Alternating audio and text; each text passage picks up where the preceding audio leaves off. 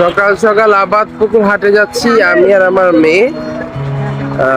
রোজার দিন আবাদপুকুর হাটে হয়তো খুব সম্ভবত আগের মতো এত সকালে জমে নাই, তারপর আমরা যাচ্ছি খুব সকালবেলা, মানে 8:30টার দিকে। এখন দেখি আবাদপুকুর হাটে আপনাদেরকে কি দেখাতে পারি, নতুন কিছু দেখাতে পারি কিনা। চলেন যাই।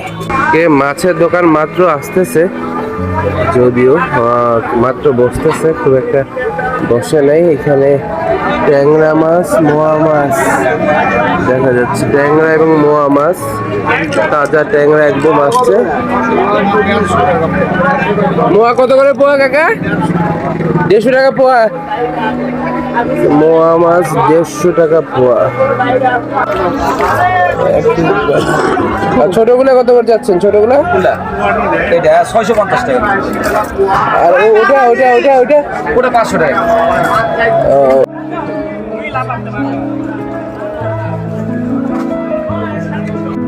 আবাদপুকুর হাট মেইনলি স্পেশাল হচ্ছে হাঁস মুরগির বাজারের জন্য। এখানে বিভিন্ন প্রান্তিক লেভেলের কৃষক যারা বাসায় হাঁস মুরগি পালে তারা নিয়ে আসে বিক্রির জন্য।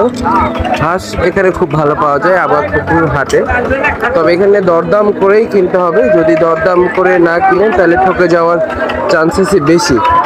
আপনার যদি আগে থেকেই হাঁসের দামের কোনো আইডিয়া থাকে সেক্ষেত্রে খুব ভালো হয়। আর যেহেতু এখানে পাইকাররাও আছে, তারা বিভিন্ন সময় গ্রামের প্রান্তিক কৃষকদের কাছ থেকে হাঁস কিনে নিয়ে পরে বিভিন্ন রকম সবজি তো পাওয়া যায় হাটের দিনে, তাজা সবজি। এখানকার সব লোকাল সবজি, লোকালি উৎপাদিত হয় যেই জিনিসগুলো, সেইগুলো এখানে পাওয়া যায় প্রতিদিনে। এবং হাটের দিনগুলোতে একদম তাজা, খুব সুন্দর সুন্দর সব সবজি পাওয়া যায় এখানে লোকালি। চাচা খিরা কত করে চাচা? বড় ভাই 60, খিরা 60 টাকা কেজি।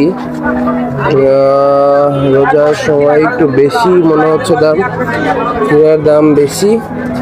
লোকালি উৎপাদিত আলু থেকে শুরু করে বিভিন্ন রকম সবজি হাটের দিনে পাওয়া যায়। আমি সকাল সকাল চলে আসছি এবং রোজার দিন হিসাবে একটু দেরি হচ্ছে আর কি, তাছাড়া এই সময় হাট লেগে যায় মোটামুটি।